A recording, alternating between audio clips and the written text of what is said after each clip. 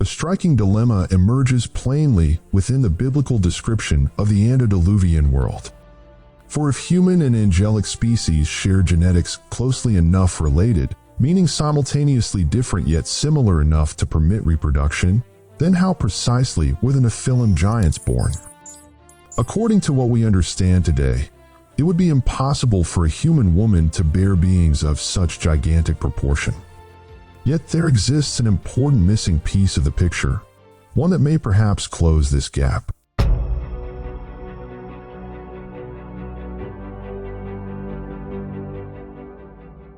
In Islamic tradition, it is recorded that Adam was created at a height of 60 cubits, roughly equivalent to 90 feet. What proves of interest here is that the Bible omits any mention of the stature of Adam, Eve, or those who came after them, revealing a clear process of misdirection, this information having been deliberately excised from the biblical texts. And whether human stature truly measured 60 cubits or otherwise, humanity in the antediluvian age was generally far larger than we are today, and lived considerably longer lives. Noah died at the age of 950 years, and Methuselah lived 969 years. If humanity generally lived far longer lives in the antediluvian age, and we take into account the implications of Adam's stature, this conception begins to acquire far greater plausibility. For every species of that age was generally larger in scale, and the hybrid Nephilim lineage was the largest of them all. Thus, before the flood was sent, mankind lived long lives, but afterward these fell to 120 years and continued diminishing thereafter.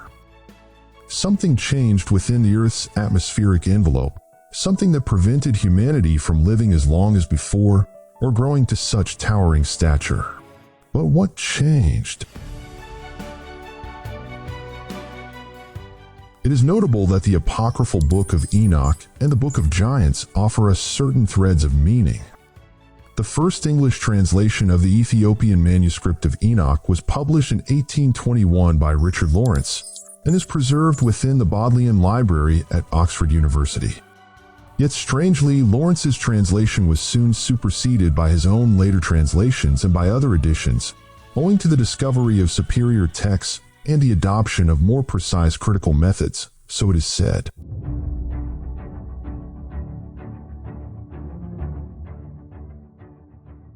I have read numerous translations of the Ethiopian text, and there exists a striking and evident discrepancy between them and Lawrence's original translation, particularly within the 66th chapter. For every subsequent translation of this chapter recounts how the Creator, before the flood, commanded his angels to keep the waters of the great deep restrained until the appointed time arrived. Yet in Lawrence's translation, there exist additional verses indicating that the Creator commanded the angels to labor upon the trees, to cut them down. And in the 83rd chapter of the Book of Dreams and Visions, which recounts the earth's destruction, we find repeated reference to the destruction of trees and how the towering trees split apart at their trunks, were cast down, and sank into the abyss. It is suspicious, too, that this reference to the destruction of trees is attributed to a section pertaining to dreams.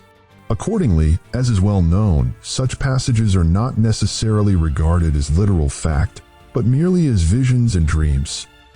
Though the Book of Giants amounts to an exceedingly brief collection of fragments, nearly incomprehensible, these fragments nonetheless reaffirm the Earth's corruption and likewise recount the nightmares that troubled certain hybrid giants in the period preceding the flood. In one such account, after being troubled by disturbing dreams, a giant named Mahaway recounts his dream to the rest of the giants, wherein he beholds a tablet inscribed with several names, submerged in water. The tablet then reappears with only 3 names remaining upon it. This scene, of course, symbolizes the death by flood of all who dwelt upon the earth, save Noah and his sons. Another giant, named Ohia, recounts a similar dream, then says, "Now I understand that we stand upon a battlefield we cannot win. I saw a tree uprooted from its very roots, with only 3 roots remaining." And in the Book of Enoch, we find here once more a dream vision of angelic beings uprooting trees. Nor is this all, for throughout the entirety of the Bible's books, the Nephilim are figuratively described as trees. In one of the richest chapters of the entire Bible in terms of meaning and depth, the 31st chapter of Ezekiel, Pharaoh, king of Egypt, is likened to an earlier king, the Assyrian Nephilim angelic king, who ruled the antediluvian world with his fallen and corrupt kingdom. The Assyrian is portrayed here as a mighty cedar of Lebanon, its branches enwrapping the clouds, the birds of heaven nesting in its shade, great nations dwelling beneath it, and all the beasts of the field bringing forth their young under its branches. And in the book of Amos, chapter 2, the Amorites, a people once ruled by Nephilim kings such as Og and Sihon, are likewise likened to cedar trees. So then, what does this signify?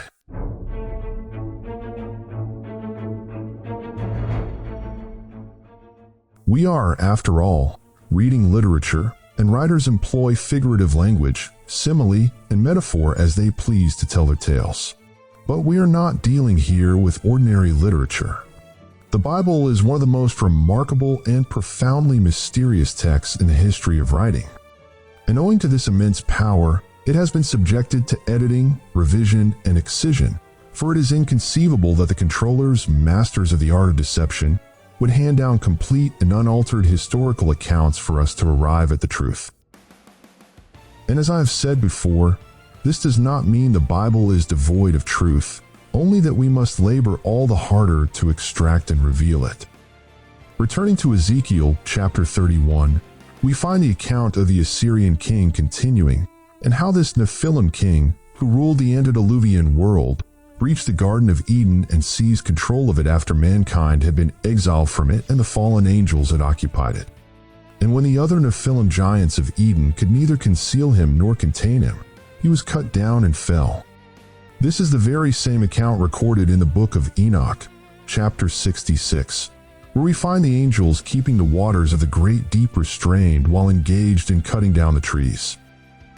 Dear follower, do not forget our first agreement, that you keep your gaze fixed upon the heavens, lest you lose your way.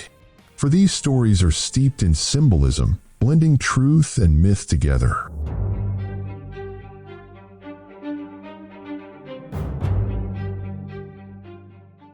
By aligning the 31st chapter of Ezekiel with Richard Lawrence's early translation of the 66th chapter of Enoch, we uncover the contours of a possible deception.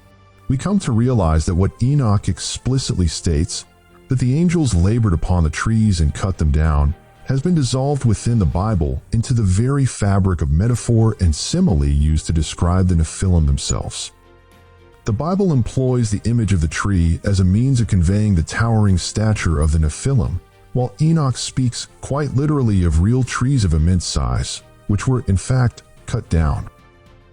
It is strange, too, that the additional verses Lawrence recorded in chapter 66 were never more widely disseminated.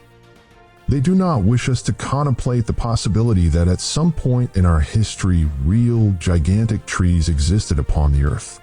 And naturally, they do not remove the imagery of giant trees entirely, but rather absorb it into a figurative framework describing the Nephilim themselves. This makes it exceedingly easy for the skeptic, when confronted with a reality such as Devil's Tower and other wonders of basalt columns found throughout the world, to burst into laughter or mocking, claiming that you suffer an acute case of pareidolia, the cognitive tendency to impose meaning upon some mysterious, striking object, such that a person perceives a shape, pattern, or significance that does not, in truth, exist. Yet the skeptic's arrogant smile soon fades and collapses when he is asked to offer an adequate explanation for a structure of nearly perfect hexagonal geometry. To this very day, no one has offered a correct and satisfactory explanation for this phenomenon. As for the official narrative claiming the flow and solidification of volcanic lava, it is nothing but a demonic mockery. Basalt columns are fossilized feats of engineering, displaying hexagonal polygons with angles nearly devoid of any flaw whatsoever. These cannot be solidified lava, and the skeptic knows this. He may not admit it, but he knows it deep within himself. Basalt columns and other similar structures stand as enduring testimony that living organic matter was, at some point in our world's history, far larger than it is today.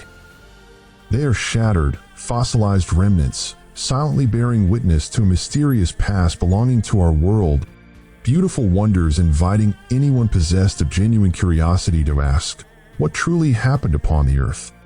If giant beings and giant trees indeed existed in the antediluvian age, then the act of cutting them down would have been entirely logical, for doing so would have prevented the Nephilim from using them to climb upward and escape destruction.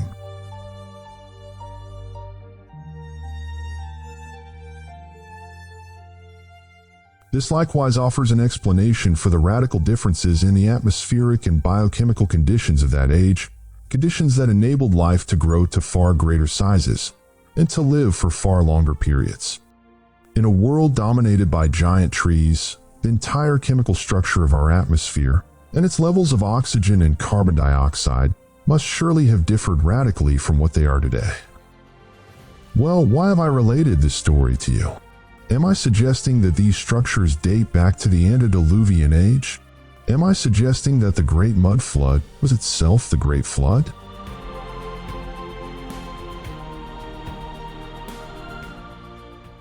For now, let us simply say the matter is complicated. But it is exceedingly clear that whoever constructed these structures was far larger in stature than we are. This is plain beyond any doubt. All that is required is to contemplate the sheer scale of these buildings and their immense doors and gateways. As for the mud, this was not the Great Flood. Yes, we can see with our own eyes that the ground level has risen, yet we also see that the vast majority of these structures remain intact, undamaged, and preserved. The Great Flood does not adequately explain what we observe here, nor does soil liquefaction resulting from simultaneous earthquakes, nor any other kind of disaster whatsoever.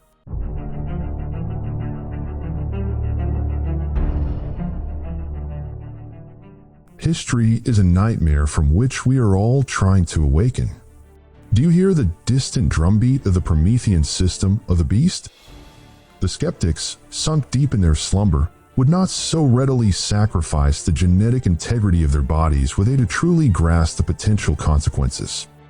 Fear of death is a powerful motivator.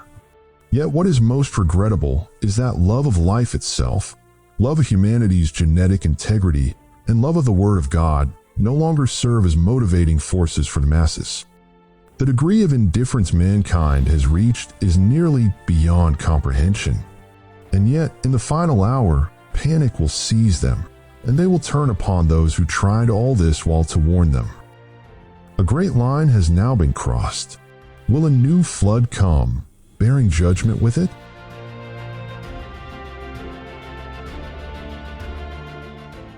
The atmospheric conditions of our world differ entirely from those of the antediluvian age.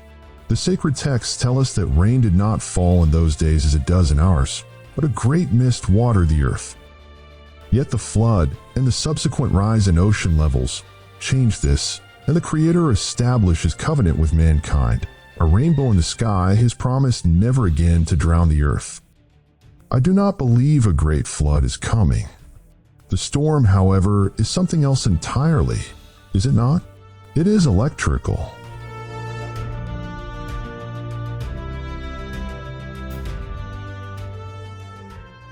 Thus, what is called the mud flood was something else altogether. And as I said before, I have offered you a general overview of the story I am attempting to tell, yet this is not enough nor entirely precise. I was compelled, however, to present it in this manner to first fix the picture in your mind before turning it entirely upside down and bringing us one step closer to a firmer understanding of our lost history. And to achieve this, we must find a number of hidden keys, for certain doors must yet be opened. We now hold one of these keys, among the most important of all, yet we shall need to continue our journey to find the rest. I know you feel unsettled, for opening the first door is a formidable task. Yet the moment you succeed in doing so, your understanding of our lost history will begin to transform, radically and entirely.